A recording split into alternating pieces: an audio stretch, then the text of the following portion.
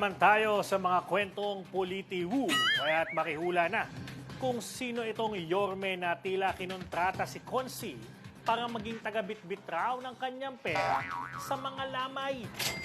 Ayon sa ating super feel na feel raw ni Consi, ang bago nitong trabaho na kumbaga raw ay mistulang naging Little Yorme ito sa pag-funeral hopping sa kanilang syudad. Paano naman kasi medyo uugod-ugod na itong bida nating opisyal, kaya siguro ipinasa na lang niya sa kanyang paboritong konsihal ang pagiging messenger ng ayuda.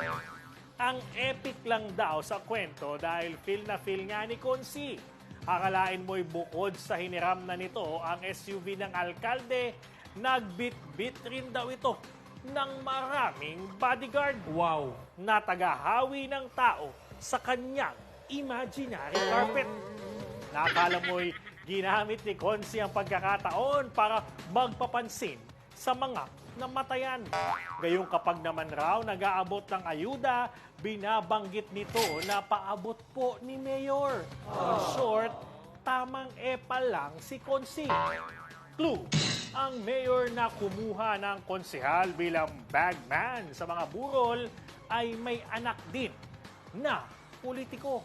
Wow!